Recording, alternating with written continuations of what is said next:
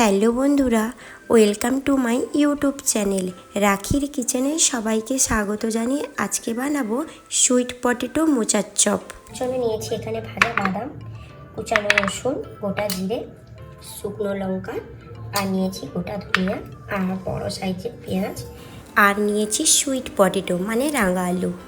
আর এখানে নিয়েছি আমি মোচাটাকে আমি হলুদ আর লবণ দিয়ে সেদ্ধ করে নিয়েছি।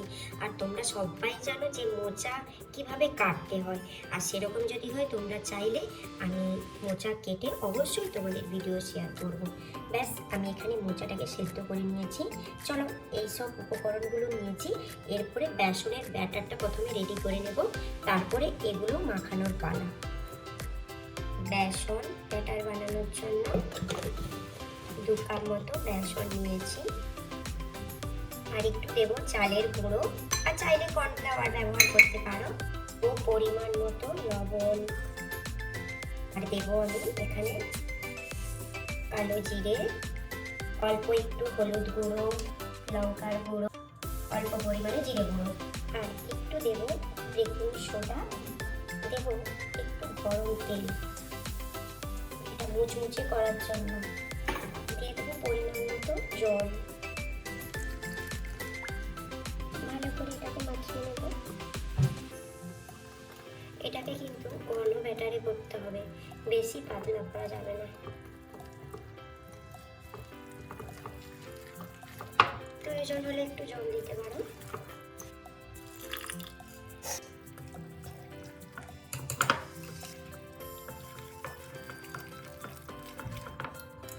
তো বেসনের ব্যাটারটা এইভাবে রেডি হয়ে গেছে। এরপরে পেঁয়াজটাকে কেটে নেব, আর পেঁয়াজটাকে কিভাবে কাটতে হবে সেটাও দেখাচ্ছি। পেঁয়াজটাকে আমি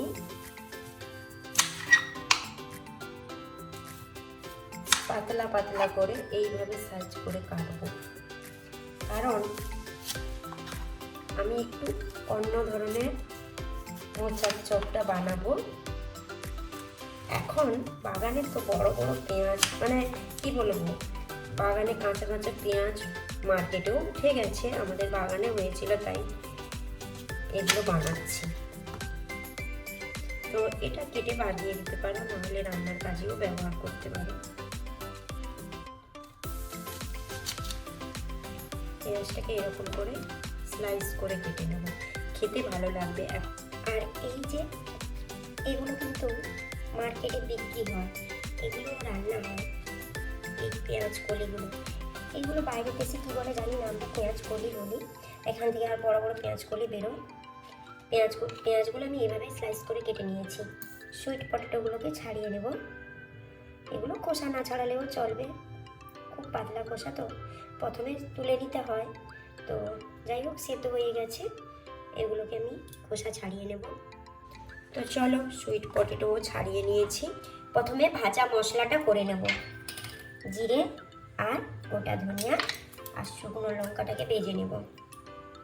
প্রথমে শুকনো লঙ্কা, গোটা জিরে, গোটা ধনিয়াকে ভাজা ভাজা করে নেব, তারপরে গুঁড়ো করে নেব। তারপরে সর্ষের তেল দেব, তাতে দেব কয়েকটা রসুন কুচানো, আর এটাকে ভাজা ভাজা করে নেব। কাঁচা গন্ধটা চলে গেলে দিয়ে দেব 1/2 কাপ মতো চিনেবাদাম, তারপরে সেদ্ধ করে রাখা মোচা, এটাকে ভালো করে কষিয়ে নেব। তো চলো, সুইট পটেটোগুলোকে আমি এবারে মাখিয়ে নেব। কিরে, হাঁচি হচ্ছে? রাঙালু খোসা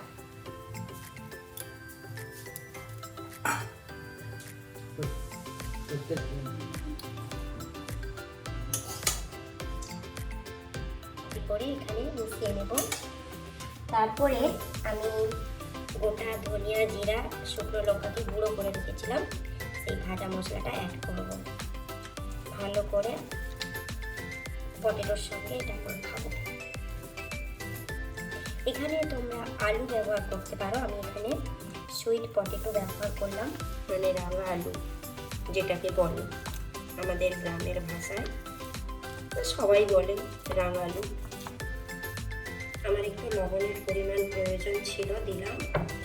আর অল্প একটু দেবো সর্ষের তেল, কাচ্চি ঘনি মাস্টার্ড অয়েল,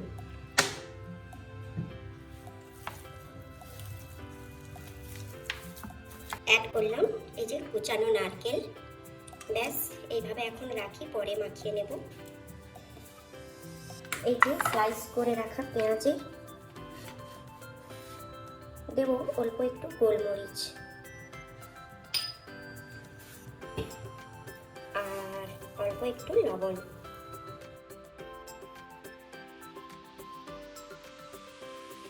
লবণের পরিমাণ যদি রান্নাতে কম থাকে তার স্বাদটা কেমন হবে?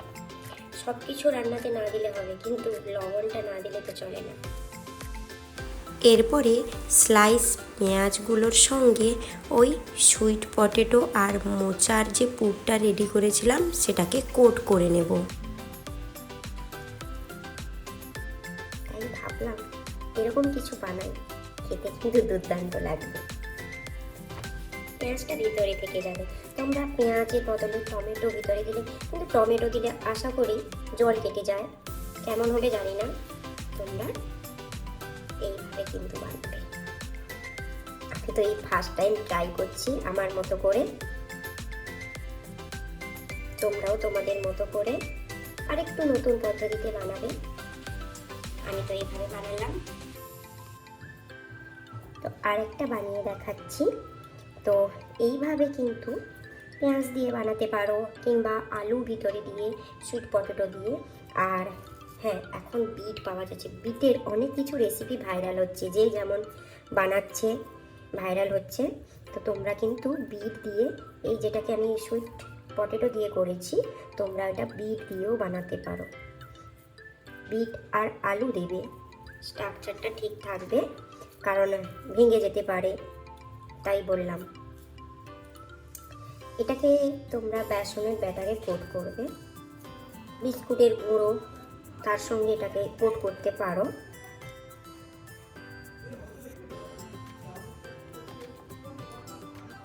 বেশ বন্ধু, এগুলো তো আমার রেডি হলো। এগুলোকে আমি ফ্রাই করবো ওর সঙ্গে, নাহলে এটাকে বেসনে কোট করবে। তোমরা তেলে ছেঁকে নিতে পারো, কিংবা এগুলোকে অল্প অয়েল দিয়ে মোটামুটি। তো এখন তো অনেক ধরনের কম অয়েলে রান্না বেরিয়েছে, তো আমি আজকে দেখাবো গ্যাসের ওভেনে কড়াইতে কীভাবে অল্প অয়েলে ছাঁকা, কোনো রকম ছাঁকা তেলে ভাজবো না, এগুলোকে কীভাবে সুন্দরভাবে রান্না করা যায় সেটা দেখাচ্ছি।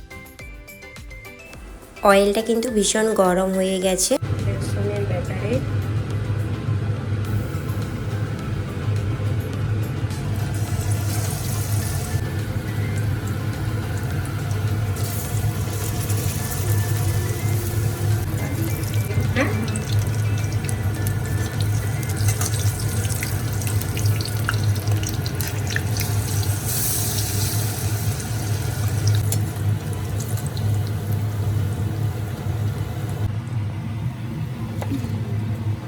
তো এরপরে তাওয়াতে অল্প একটু অয়েল দেব, তারপরে উলট পালট করে এগুলোকেও ভেজে নেব বড়ার মতো করে। যেহেতু সেটা আমি ছাঁকা তেলে ভেজেছি, এটা কিন্তু অল্প অয়েলে ভাজবো তাই। আর দেখতে পাচ্ছ পেঁয়াজকেও চাকা চাকা করে এইভাবে বেসনের ব্যাটারে ডুবিয়ে ভেজে নিচ্ছি বড়ার মতো করে। খেতে কিন্তু দুর্দান্ত লাগে। তোমরা কম অয়েল দিয়ে এইভাবে কিন্তু বানাতে পারো। আর এগুলো তার সঙ্গে একটু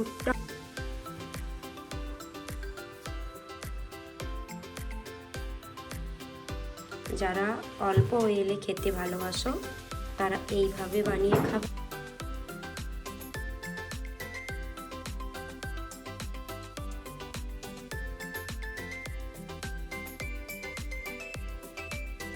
আমার রান্না যদি তোমাদের ভালো লেগে থাকে, তোমরা অবশ্যই লাইক কমেন্ট করতে একদম ভুলে যাবে না। পাশে থাকা বেল আইকনটা প্রেস করে রেখো। আমি যখনই নতুন নতুন ভিডিও আনবো তোমাদের কাছে নোটিফিকেশান চলে যাবে। আজকের মতো এই পর্যন্ত, আবার কাল চলে আসবো।